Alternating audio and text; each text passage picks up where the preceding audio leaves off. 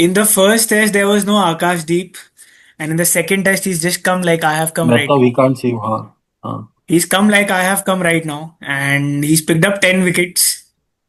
And I mean, I'm sorry for this type of comedy, but guys, I this is the sort of things that I have to resort to because the views are not coming. So keep that coming. And now let's start with the review of this match. I think Shubman Gill as a captain, as a player, and not just as a I mean, yeah, that's it. As these two personalities was at his best in this match, around 430 odd runs, brilliant as captain in terms of bowling changes. Naman, आपसे शुरू करेंगे. You've been talking about Shubman a lot pre-series that you had your own doubts as well when he was chosen as the captain. So let's start with you. Has he proved you wrong? No, कि एक match में थोड़ी मैं ऐसा As a batsman though? नहीं भाई. As a batsman, he's always been good. Like it, the problem with I think the problem wasn't mainly with him. It was also with the chopping and changing in the Indian team. Him, Rahul, all of them having to keep changing their place. So I think if he makes the current position his own, he has a long way to go. I think someone put up this statistic today that only 390 more runs to go for him to beat Donald Bradman's record for a series. And I was like, it's 390 runs. Not every match is he going to score a 300. So it is, say, he started getting into conversations of late, but there's still a long way to go. Krishna, you saw the match and what was your analysis of India's bowling attack? Given that in the press conference, a lot of things were said about Kuldeep Yadav coming into the 11 as an X factor bowler because Jasprit Bumrah wasn't going to play this one. Firstly, it was quite inexperienced in terms of bowling and in the number of matches played apart from Siraj. Jadeja is not the type of bowler you expect to pick up more than 2 wickets across both innings, which you saw today as well. So, what do you make of India's renewed bowling potency? Keep aside Prasidh Krishna for this one. I was going to start my answer with that only. It's pretty clear that Prasidh Krishna, if you'd added Kuldeep there, it wouldn't have made much. It wouldn't have been worse, right? So I think for Lords, it's very clear that he's the guy who's going to get the job, and that's a very good step forward for us. Apart from this win, Kuldeep, of course, he's an X factor, but as a wrist spinner, he might not be that effective in England in terms of getting the purchase on day 4 and day 5 with the foot marks and all here because most of them will be right-handed batsmen for England. So I think Jadeja in terms of where he was bowling when he was bowling from over the wicket trying to spin it across that's what he does mostly in England. He gets a lot of wickets like that. He did that in 2022, did that in 2018 I think for that one game he played. So yeah, I think India's bowling attack kind of showed what combination we are going to need at Lords, and I'm very happy to see the back of Prasidh Krishna for the time being at least. Aditya, let's move on to you. You saw obviously you saw the first match. आपने देखा कि Bazball ने किस तरह से India को पीटा. 370 odd runs on day 5. They just came and they walked the talk of chasing any target. But this time they were set a target of 600 with 100 overs to bat, which is pretty much impossible. But firstly, I think the Indian team was quite scared because of what they had seen in the first match and last time around at Edgbaston too. They were not able to 365, 370 odd runs. They were not able to defend. So they obviously could have declared at 550, but a debatable decision. They batted for an additional 7 8 overs, I would say, scored another 55 60 odd runs, and then declared. What was your take on it? And now going into the rest of the series, how challenging it will be for the England bowling lineup to pick up wickets of the Indian batting? Yeah, so I think the declaration thing was purely a gut feeling thing, I guess, because honestly, had we not won today, most people would have said that that was absolutely stupid of India to do. But now, having completed this game today in 2 sessions itself, you could say that it was the right decision, perhaps, to declare at the time we did. But I think, yeah, the so-called USP of baseball is basically to chase down anything they're given in the fourth innings. And I think somewhere what Gambhir and what the Indian team strategized was that let's give them a target where now they sort of have to play on the defensive. They have to change their game. They can't play attacking cricket because 600 on the last day is almost insurmountable. So, in fact, this put more pressure on the England batters because now they knew that they have to draw the test. And most of these batsmen, when it comes to their defensive technique, perhaps you would say that they are lacking somewhere. You saw it with Zach Crawley, you saw it with Ollie Pope. They were trying to hit every ball, and that simply won't work, however flat the pitch is. So, yeah, I think somewhere, honestly, I'm fine with the decision that India made because I feel strategically it made sense to first save the test and then go for the win. Makes sense. Like just eliminate uh, one possibility and then go for the win. Rehan, आपसे बात करेंगे now.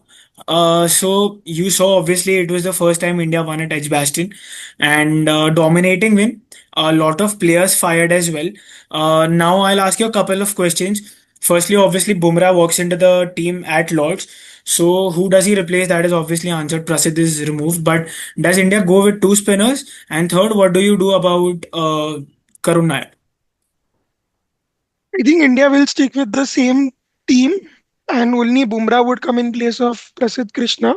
I still think Kuldeep is not required in this lineup uh, because it was the only wicket I think he could have played on. At Lords, I don't think his role will be that impactful.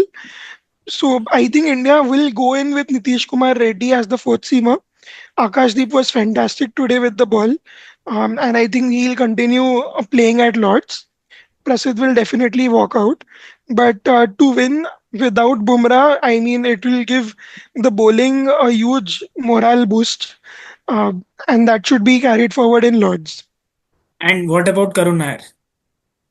I think India will stick with Karun Nair. They'll give him the long run. I think we have discussed this point that between Sai Sudarshan and Karun Nair, both of them would be given that long run, at least for this series. And I think India Sudarshan will को still. कौन दिया? क्या? Sudarshan first test में खेला था ना, so he'll हाँ still तो वही be तो. there in the squad. But what Correct. I think is that they'll go in the long run.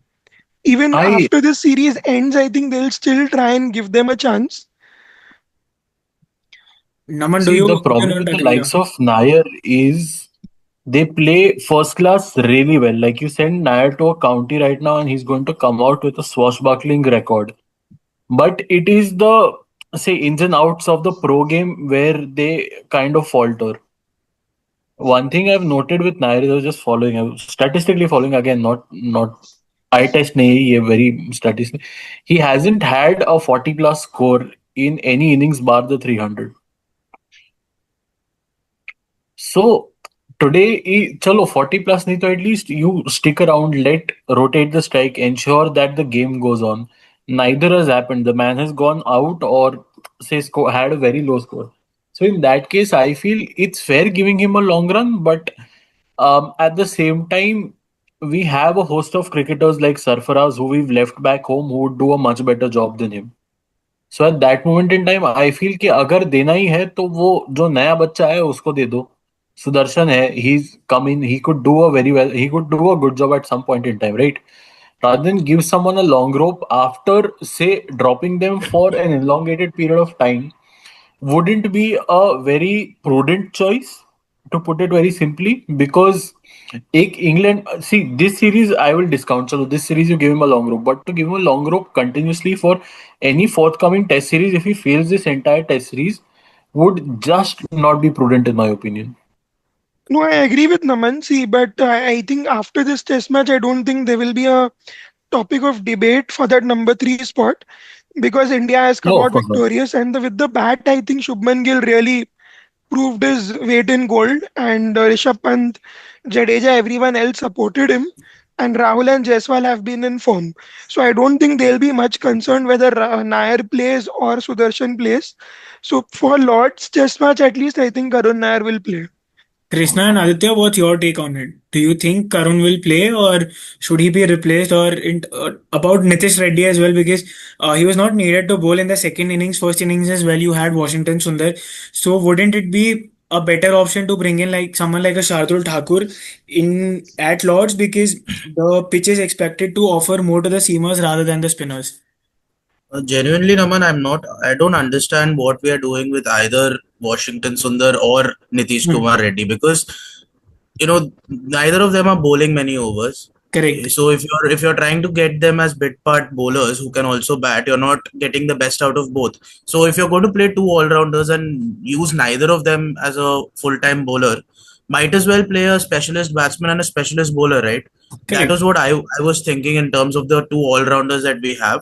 Of course, I think Shardul might play at Lords because it offers a lot more seam movement and the slope helps the pacers, at least for the left-handers. But Karun Nair will play, in my opinion. I think he will play, but I really don't understand what Gambhir and Gill are trying to do with shoehorning these two all-rounders and not using their bowling at all. So that kind of baffles me. But otherwise, I think the rest of the team should be the same, including Karun Nair. But the number six and number seven, not Jadeja, but those two all-rounders, seven and eight, I'll have a good look at. And Aditya? Also, to add to this, I feel कि अर्शदीप को county क्यों खिलाया? Yeah, I think let's not discuss about Arshdeep because he's anyways not gonna come in the playing 11 in any of the matches except if he comes in for the fifth one when Siraj and Bumrah both might need rest. That depends on the series, but let's not talk about him for Lords. No, Lords, of course not. But see, Uh, I'm talking in a very long term this thing where we've given the likes of Prasidh Krishna a long rope. So at that moment yeah, in time, someone like Siraj, who could very well do an amazing job, considering you see his county numbers, you see that he's played in conditions like England for longer than Prasidh Krishna at least. So at that moment, I don't understand the choice in Prasidh Krishna just because he had a good IPL and a domestic T20 season. Yeah, so but I think that the point is proven, right? Akash Deep has done really well in this match. Siraj obviously is there, and then Bumrah will come in place yeah, of Yeah, yeah. Prasidh Krishna. So These bowling three is need to be sorted. the bowling attack. so Aditya, let's not talk about any of this anymore. Let's go directly to the point. Jofra Archer comes in for England, and Jasprit Bumrah comes in for India. And the rest of the supporting cast for England is also getting renewed. What we are hearing is that Atkinson might come in for the third test, and one of either Josh Tongue or Chris Wokes might play. We don't know about cast yet. So a lot of changes, wholesale changes for England as well. A sharper bowling attack, more fresh bowling attack for both teams as well, because Siraj was not used properly this innings just to make sure that he is fresh for Lords as well. He did not bowl more than 13 overs today. Yesterday was rest as well, and day one of the match was also a rest. So I think he's fit. Bumrah is fit, and Akash Deep has only played one game. So do you think that it's gonna be an even contest between the bowling attacks? Yeah, I think it's still going to be the same because I mean India is going to be Bumrah, Siraj, and Akash Deep, and on the other side, I don't know what Atkinson Archer is probably coming in. You Yeah, could say they are still almost equal bowling attacks. I mean, clearly in the first two tests, both of the team lacked the sort of bowling that they wanted. But third test onwards, I think that still stays even in a way. It's just gotten better for both the teams. Regardless, I think that I mean India's batting will now really be tested. I don't think it was tested on the correct. level it would you would expect till now. So yeah, I think Lodge is going to swing a lot more. So again, I mean Washington Sundar. I think first of all he played his part well. I honestly don't have any problems with that. He scored a nice 40 in the first innings. He took Stokes' wicket in this inning. So I think unless Nitish is the one I'm disappointed with because honestly his batting has not been any better than Shardul Thakur. So I mean yeah that is one change that you could consider. Agreed. But And yeah I think it's still the same. now let's put on the thinking hat from England perspective. You obviously had to choose coming into the series between Ollie Pope and Jacob Bethel. Ollie Pope has not scored in this match, looked out of form of sorts. Do you bring in Jacob Bethel in as a left-hander at number three, or do you continue to give a longer rope to Ollie Pope? See, I would bring in Jacob Bethel because I think Ollie Pope, except that one century, I think he's just looked like he's struggling. And these pitches were still pretty placid. Lords is going to be tougher. And I mean, Jacob Bethel was also in great form the last test that he played and the IPL. So I think it's the right time to bring him in. But I think England will still stick to Ollie Pope.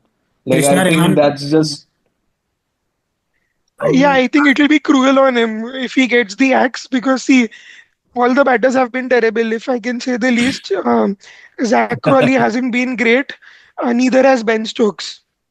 I mean, Ben Stokes averages 26 since January 2024. I mean, that's pretty poor if you are the English captain and you have a major responsibility with the bat.